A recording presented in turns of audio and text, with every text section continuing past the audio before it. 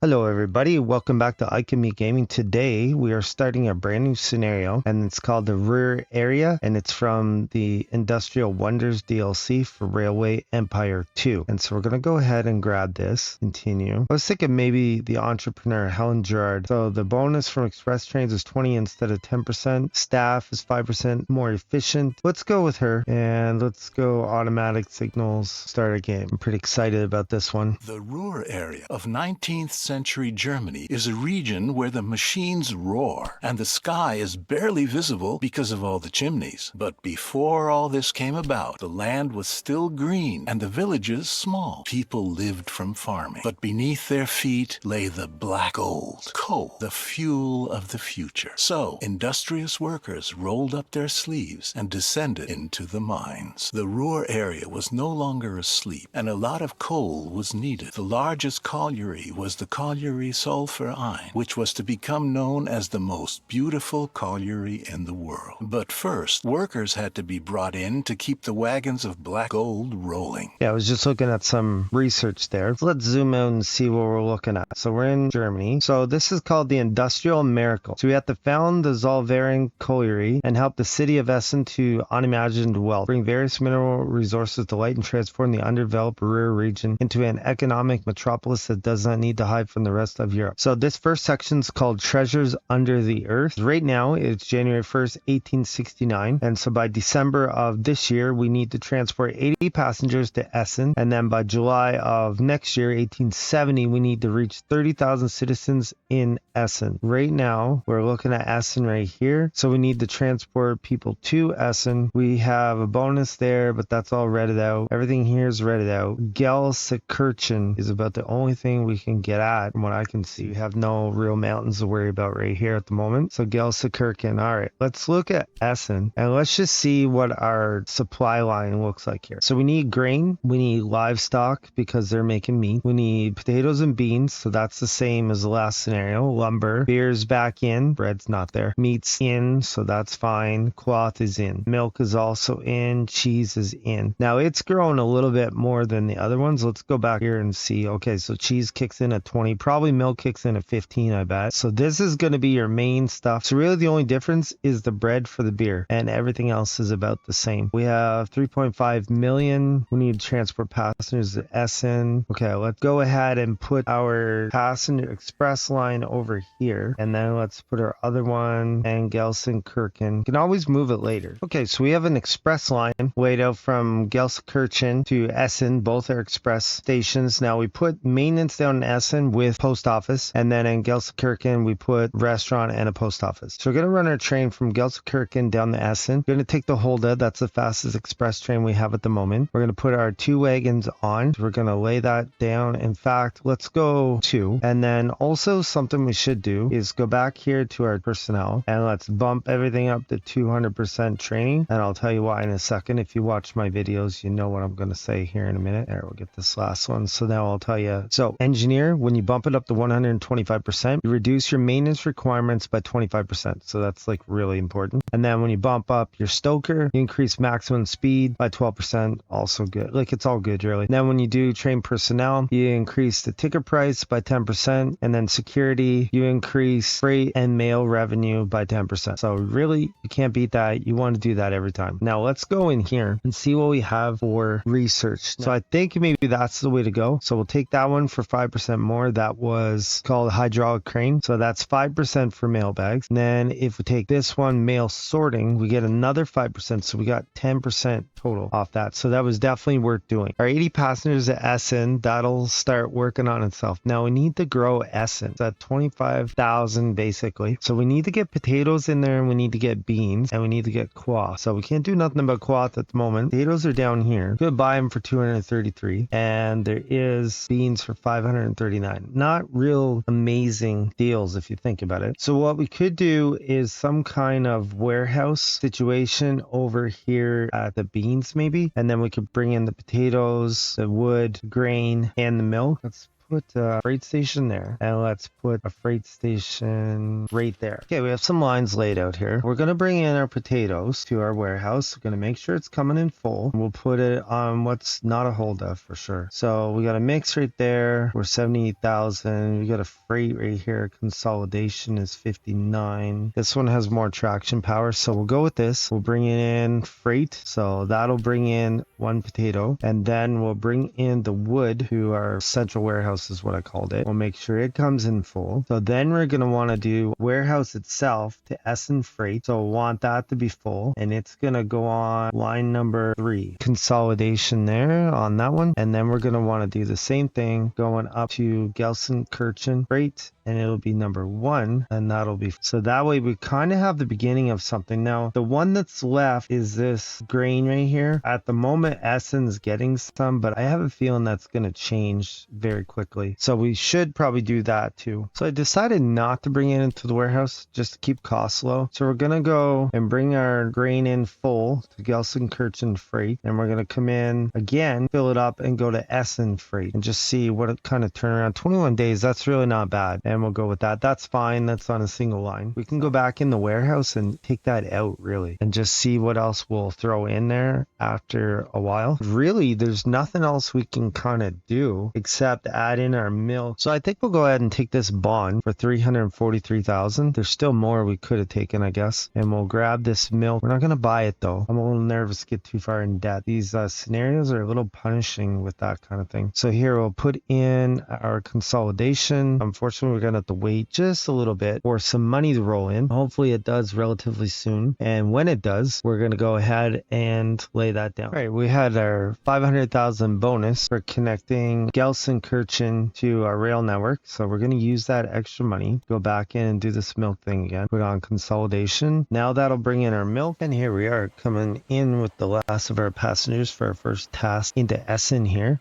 There were now enough laborers in Essen to manage the tunnels. So there we go, 80 passengers in Essen. Now the second one here, our population's up to 28,243, so that's coming along nicely. Glück auf! The Zollverein Colliery was born. All right, so now we have our 30,000 citizens in Essen. So I opened up 2 more here. Right now it's April 6, 1869. So it says to gain access to the Ruhr District West, or the second one is gain access to the Ruhr District East. So I assume things kind of change depending which direction you take. So let's just look at that. So we could go west here. 4 cities, 9 real businesses, 326,000. We also have Bardi over there. Or we could come over here. 5 cities, 9 businesses, 369,000, so it's 40 some more. And we have, is it Idris, I think, over there? So I'm thinking we should, number 1, grab some more. There we go. And let's see, increase maximum speeds up to Saxon. We'll grab this one, which might make sense because we can get a faster express. That would be a good thing. Oh, wow. I got all kinds of stuff here. So we took that. We took Harrison's suspension system, which increases maximum speed by 10% through corners. So now I'd say maybe the next one we want to take Forkanaut, which would be very useful. Let's go in here and see what we have for bonds. Let's go this one here, and then let's go over here and let's buy this. Without iron, there would be no steel, and without steel, there would be no industry. Oberhausen was soon to become a center of steel production. Rich iron deposits were found near the city. First of all, mines had to be built there and the iron ore extracted. All right, perfect. So we did that. So this one's going to have to wait. So probably the first thing we should do is put an immigration office down here. And then we could maybe run this over the Mulheim. That way we can get more income. Now we have our Essen Express coming over the Mulheim Express. It is a single line, but we're going to put our 2 wagons on it and 1 train, trying to create some income. I think we're going to jump right to this and try to finish this treasures under the earth right away. We're going to gain access to the Ruhr District East. We'll click on this. It's 378,000. The foundation of the Zollverein Colliery was the start signal. Collieries were also springing up in other cities because a lot of coke was needed to fire the blast furnaces. There we go. So we have that one now. So we did the whole treasures under the earth. So if you like that video, like, comment, subscribe. Come back and watch another great video of Viking Me Gaming.